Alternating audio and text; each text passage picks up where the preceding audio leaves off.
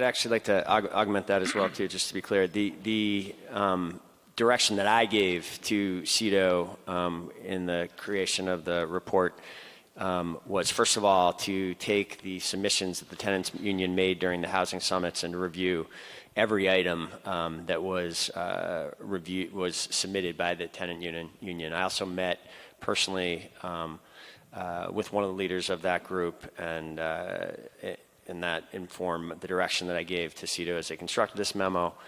Further, that direction included not just to look at what the Burlington tenant organizations were looking at, but to look across the country at the tenant movements that have been very active of late in New York, in California, elsewhere, Minneapolis, and to bring into this memo reforms that were happening elsewhere. So I think very much the kind of efforts that both Burlington and national tenants organizations have been making. There was an attempt to capture that in this memo, with the understanding, of course, that there would be a further process from here at the CD&R committee. And can you speak to the process going forward in terms of tenant inclusion and tenant advocacy group inclusion? You know, this is a joint question from here. We committed to get to CD&R this thinking quickly, and I think I don't believe there's been extensive conversation with the CD&R committee and the administration yet as to exactly how it's going to move from here. But I think that such a conversation is going to happen imminently here in one of the upcoming meetings. Thank you, Mr. Mayor. Councilor Busher is up next, and then Councilor. Oh, Councilor Hanson, I have a number of other questions. Yeah. Okay, go ahead. So in terms of the exclusion of rent control or rent stabilization from the recommendations, the argument that I saw laid out in the paper was that we haven't been seeing extreme increases in rents. And my question is, why not put in place that safeguard so that we don't see that going forward? Yeah, again, I think I'm probably the right person to speak to that. You know, I think it was helpful in this memo that we pointed out that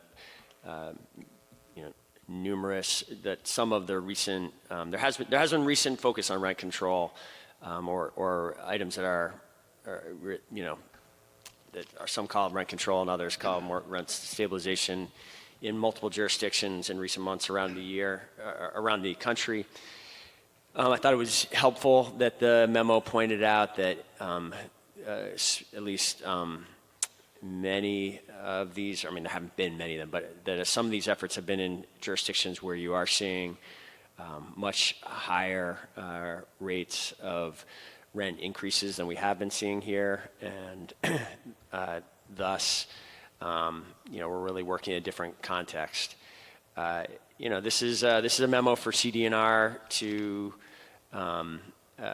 engage.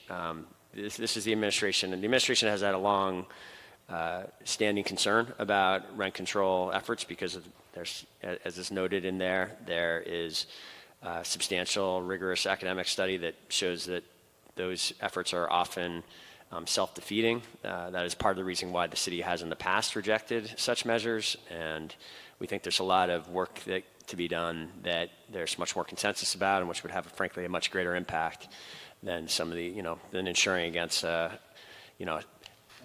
something greater than 7% increase that we haven't seen in years that we should put our time into. So that's the position of the administration.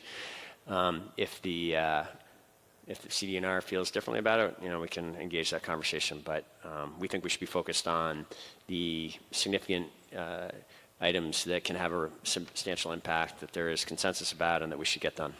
Thank you, Mr. Mayor. Okay.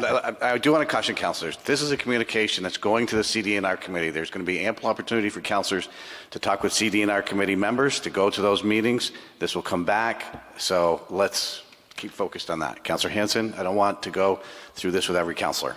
That being said, yeah, my overarching concern, I have another number of other concerns with the recommendations or other ideas that I felt were excluded, and that I'm hearing a disconnect between the solutions presented here and what I'm hearing from tenants in my district and throughout the community and tenant advocacy organizations. So my main point and my main ask would be that we have a very deliberative process whereby tenants and tenant advocacy organizations are able to help craft that policy in a meaningful way. Thank you. Thank you.